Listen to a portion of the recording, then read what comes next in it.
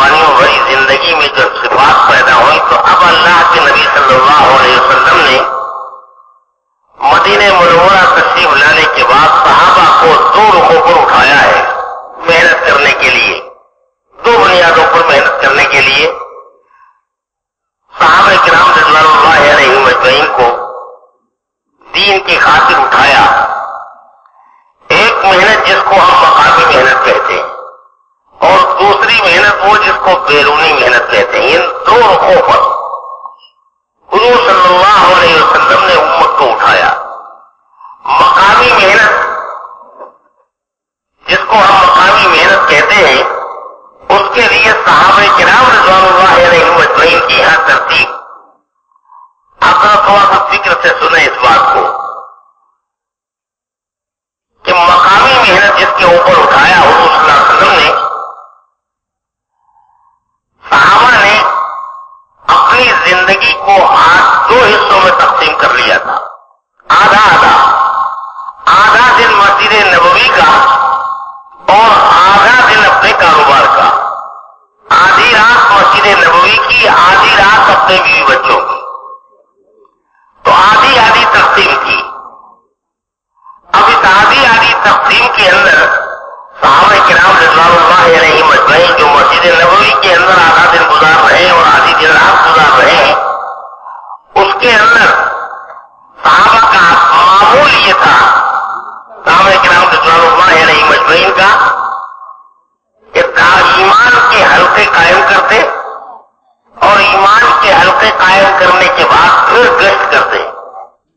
एक एक आदमी के पास जाते, उसकी खुजामत करके उसको ला करके उस ईमान के हल्के के अंदर जोड़ते। थोड़ी देर के लिए खड़े हो जाओ हमारे साथ, पर आओ अल्लाह का नाम ले लें, आओ अपने अल्लाह के ऊपर थोड़ी देर के लिए ईमान ले आए। नजरिस बिला साहत नुमिनु बिल्लाह, खड़े तो हो जाओ हमारे साथ, तरगीब दे दे करके खुजामत करके एक एक आदमी को ला करके उस हल्के के अंदर जोड़ते और वहां ईमानियात की तालीम और उसके बाद की तशकील।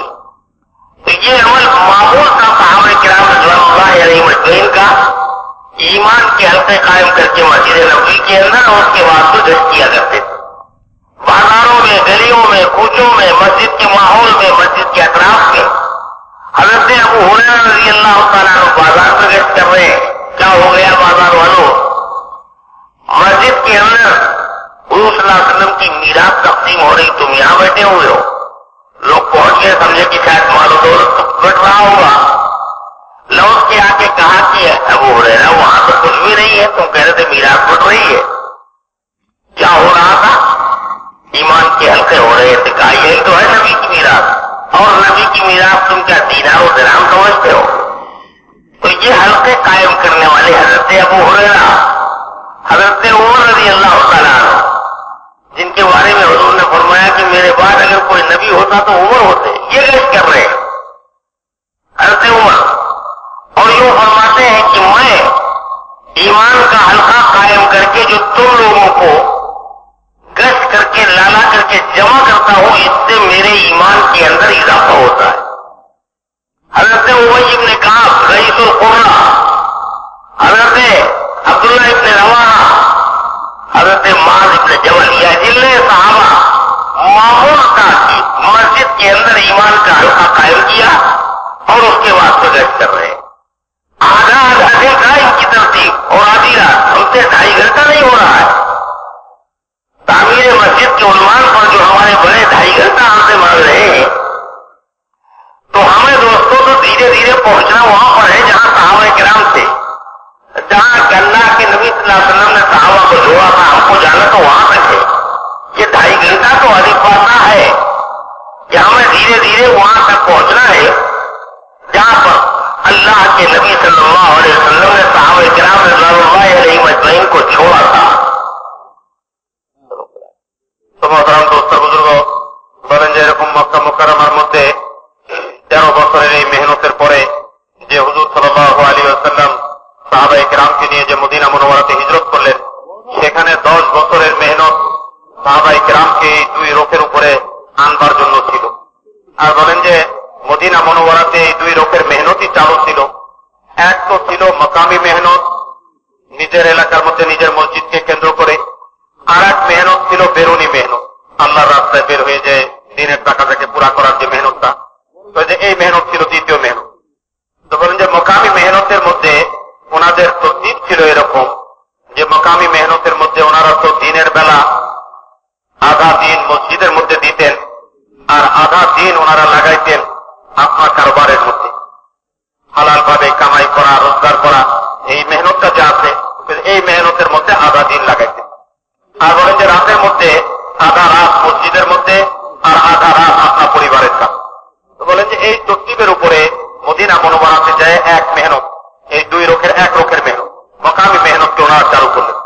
এবং মকামি মেহনতের মধ্যে মসজিদকে কেন্দ্র করে যে আধা দিন এবং আধা রাত ওনাদের কাটত, এই মসজিদের মেহনতটার মধ্যে ওই তরতিবকে উনি বাতাইছেন।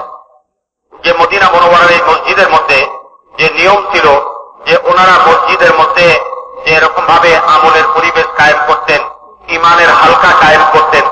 তো বলেন যে ওই ইমানের হালকাটা কায়েম করবার পরে যে ওনারা এরকম ভাবে বাইরে যায় গলি গলিতে, যে এরকম ভাবে মসজিদের আশেপাশে বাজারে, বলে যে বিভিন্ন জায়গার মধ্যে যে মানুষকে দাওয়াত দিয়ে দিয়ে ওই ইমানের মজলিসের মধ্যে আনবার জন্য, ইমানের মজলিসের মধ্যে নিয়ে এসে তাদেরকে বসাইয়া যে এরকম ভাবে ইমানের কথা তাদেরকে শোনাইবার জন্য মেহনত করত। তো মোহতারাম দোস্তা বুজুর্গ, যে এরকম ভাবে ইমানের মজলিস যখন এই মসজিদের মধ্যে কায়েম হইতো, ওনারা বাকায়দা এই মজলিসকে কায়েম করে যে বাইরে যাইতেন গলিতে গলিতে, যে এরকম ভাবে ঘরে ঘরে বাজারে বিভিন্ন জায়গা থেকে লোক নিয়ে এসে ইমানের মজলিসের মধ্যে বসাইতেন, তাদের সাথে ইমানের আলোচনা করতেন, এরপরে তাদেরকে তশকিল করতেন। তো মোহতারাম দোস্ত বুজুর্গ, এই নিয়ম বড় বড় সাহাবীদের কাছ থেকে যে এরকম ভাবে এই মেহনতের এই তরতিবটা পাওয়া যায়। যে এরকম ভাবে হযরত ওমর রাদিয়াল্লাহু আনহু যে উনি যায় বাইরের লোকদেরকে নিয়ে এরকম ভাবে মসজিদের মধ্যে আসতেন। আর বলেন যে হযরত আবু হুরায়রা রাদিয়াল্লাহু আনহু বাজার থেকে লোকজনকে নিয়ে আসতেন। তো বলেন যে ওনারা আইনে কি করতেন, হযরত ওমর রাদিয়াল্লাহু তাআলা আনহু তো এরকম নিয়ম ছিল যে ইমানের মজলিস মসজিদের মধ্যে কায়েম করে বাইরের লোকদেরকে দাওয়াত দিয়ে মসজিদের ইমানের মজলিসের মধ্যে বসাইতেন। এবং যার ব্যাপারে হুজুর সাল্লাল্লাহু আলাইহি সাল্লাম বলতেন যে আমার পরে যদি কেউ নবী হইতো তাহলে ওমর হইতো, এই হযরত ওমর রাদিয়াল্লাহু তাআলা আনহুর মতন বড় সাহাবী উনি কি করতেছেন, ওই ইমানের মজলিসের মধ্যে লোকজনের সাথে ইমানের কথা বলা এবং ইমানের তাওহীদ দেওয়া, ইমানের উপরে যে দাওয়াত দেওয়া, এরপরে উনি বলতেছেন যে এই দাওয়াতের মাধ্যমে আমার দিলের মধ্যে ইমানের উন্নতি সাধন হয়ে যায়, ইমান উন্নত হয়ে যায়, ইমানের তরক্কি হয়ে যায় আমার দিলের মধ্যে।